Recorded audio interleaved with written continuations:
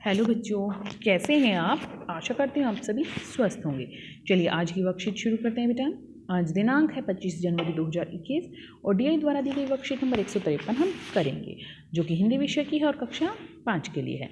आज हम हमारी पाठ्यपुस्तक रिमझिम में पाठ 11 है चावल की रोटियाँ, उसको शुरू कर रहे हैं। उस पाठ को यहाँ पर आपको अपना नाम या शिक्षक या शिक्षिका का नाम लिखना है। बच्चों, क्या आप जानते हैं कि कल कौन सा दिन है? जी हाँ, कल है देश का राष्ट्रीय त्यौहार गणतंत्र दिवस। कल 26 जनवरी है, इसको हम रिपब्लिक डे और गणतंत्र दिवस दोनों के नाम से पुकारते हैं। तो बेटा, राष्ट्रीय त्यौहार होता है जो पूरा देश मनाए, उसे राष्ट्रीय त्यौहार कहते हैं, ठीक है। और दूसरे त्यौहार जैसे होली, दिवाली, ईद, दशहरा, क्रिसमस, ये हमारे होते हैं धार्मिक त्यौहार, अलग अलग धर्म के लोग मनाते हैं। गणतंत्र दिवस भारत का एक राष्ट्रीय पर्व है जो प्रतिवर्ष 26 जनवरी के दिन मनाया जाता है। सन 1950 में इसी दिन हमारे देश में अपना संविधान लागू किया गया था, जिसका निर्माण डॉक्टर भीमराव अम्बेडकर जी की अध्यक्षता में किया गया था। यह पर्व पूरे देश में हर्षोल्लास के साथ मनाया जाता है। राजधानी दिल्ली में इंडिया गेट पर माननीय राष्ट्रपति के द्वारा ध्वजारोहण किया जाता है। सैन्य टुकड़ियों की परेड और भव्य झांकियां एक अलग ही समा बांध देती हैं। तो बच्चों, आपको अपने परिवार के सदस्यों के साथ कल टीवी पर गणतंत्र दिवस की परेड जरूर देखनी है। आइए अब कोको की कहानी पढ़ते हैं। कोको एक लड़का था जिसे चावल की रोटियां खाना बहुत पसंद था। एक दिन जब कोको की मम्मी उसके लिए चावल की रोटियां बनाकर रख कर गई तो कोको उन्हें अकेला खाना चाहता था। क्या कोको उन सारी रोटियों को अकेले ही खा सका? यह जानने के लिए अपनी किताब में पाठ 11 चावल की रोटियां बोलकर पढ़िए।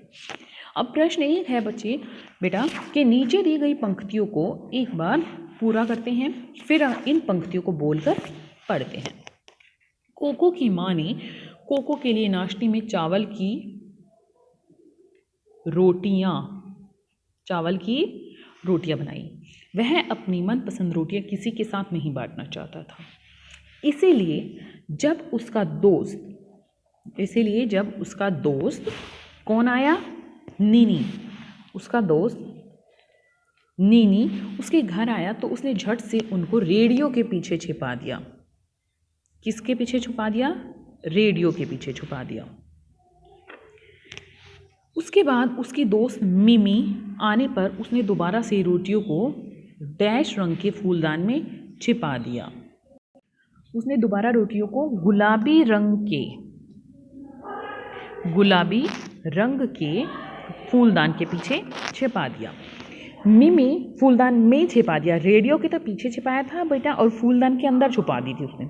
मिमी अपने साथ डैश लाई। मिमी अपने साथ क्या लाई थी? केले के पापड़ लाई थी। केले के पापड़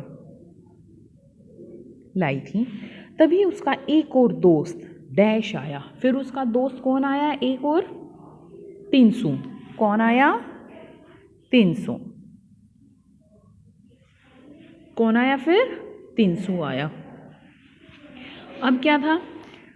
मिमी और तिनसु ने केले के पापड़ खाए और डैश पी, चाय पी।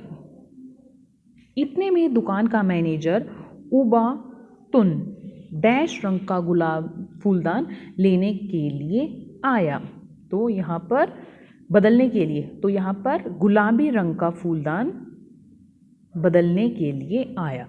तो वो जो गुलाबी रंग था उससे वो नीले रंग का गुलाबदान जो है फूलदान वो देने आया था, ठीक है। गुलाबी रंग का फूलदान बदलने के लिए आया। इतनी कोशिश के बाद भी कोको को अंत में अपनी चावल की रोटियों से हाथ धोना पड़ा। तो बेटा आप देखते हैं, अब आप पाठ में इन शब्दों पर ध्यान देते हैं। धान और पंछी, इन शब्दों के स्थान पर हम कुछ अन्य शब्दों का प्रयोग भी कर सकते हैं, जैसे धान के लिए चावल और पंछी के लिए पक्षी। ऐसा इसलिए क्योंकि इन शब्दों में चावल, धान, पंछी, पक्षी एक समान अर्थ है। एक समान अर्थ वाले शब्द समानार्थी शब्द या पर्यायवाची शब्द कहलाते हैं। प्रश्न 2, नीचे दिए गए शब्दों के लिए दो पर्यायवाची शब्द लिखिए। वृक्ष, वृक्ष को हम कहते हैं तरु और पेड़। सूर्य, सूर्य को हम कहते हैं सूरज और रवि। शेर, शेर को हम कहते हैं सिंह और केसरी बोलते हैं।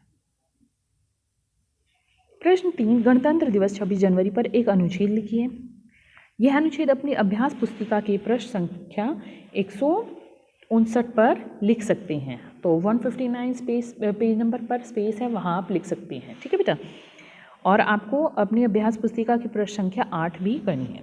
अभिभावकों के लिए सुझाव है कि बच्चों के साथ गणतंत्र दिवस की परेड की विशेषताओं पर चर्चा कीजिए। यदि संभव हो तो टेलीविज़न या किसी अन्य माध्यम के द्वारा बच्चों को गणतंत्र दिवस की परेड दिखाएं और कार्यक्रम के समापन के पश्चात पूरे कार्यक्रम का विवरण अपनी कॉपी में लिखने के लिए प्रेरित कीजिए। आज का कोविड का मैसेज है कि अपने हाथों को साबुन और पानी से नियमित रूप से धोएं। आज की वर्कशीट यहीं पर खत्म होती बेटा, फिर मिलते हैं एक नई वर्कशीट के साथ। तब तक के लिए अपना ध्यान रखना। धन्यवाद।